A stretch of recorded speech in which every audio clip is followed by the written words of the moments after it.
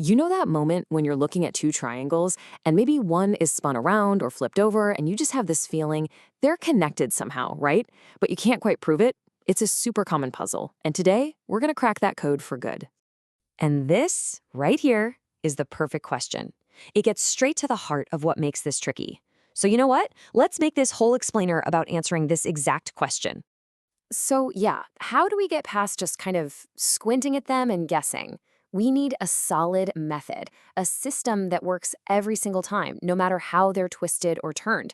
And that's exactly what we're going to find.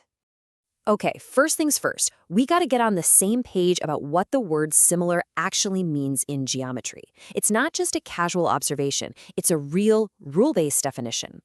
The easiest way to think about it is like this.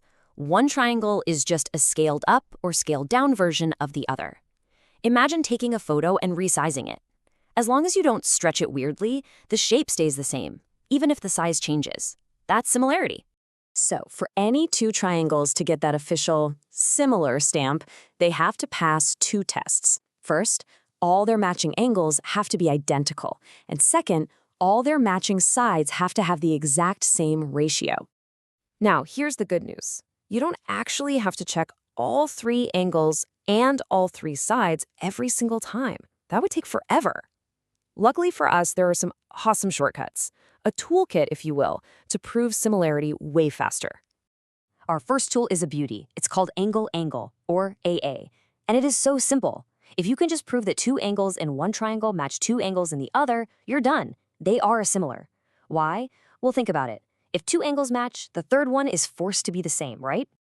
Okay, tool number 2, side angle side, or SAS. This one's a little more specific. You need to show that two pairs of sides are proportional, they have that same ratio, and this is the important part, the angle that's literally sandwiched between those two sides is the same in both triangles. And I really can't stress this enough. For SAS to work, that angle you're checking has to be the one created by the two sides you're checking. It's got to be the included angle. If it's some other angle off in another corner, the whole rule falls apart. And we're going to see a perfect example of that in just a minute. All right, toolkit's ready. Let's put on our detective hats and dive into the examples from that student's notebook.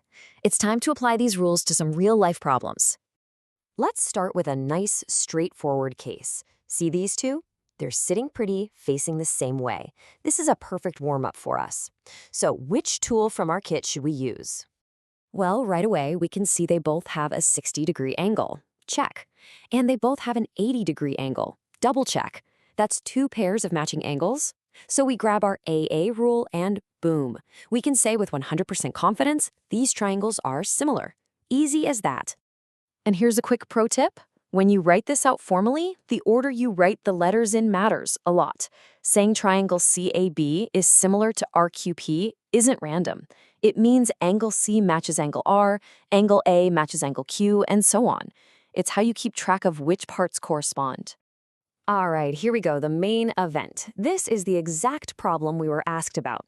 We've got two triangles, one is clearly flipped and scaled up. This is where the confusion usually starts. Now, we don't have two angles this time, but we do have some side lengths. So this looks like a job for our SAS rule. Let's start with the sides. We need to check if their ratios match. So we'll match up side AB with PQ. That's 5 divided by 10, which gives us 0.5. Now let's try the other pair, AC and PR. That's 7 divided by 14, which is also 0.5. Perfect. The ratios are the same. So we have the two S's of SAS. Now we just need the A. Is the angle between those sides the same? Yep, it's 60 degrees in both triangles.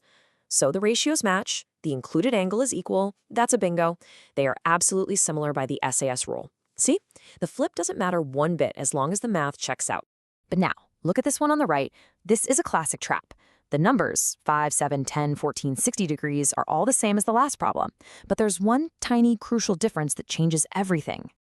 The note in the book says it all. SAS rule not followed.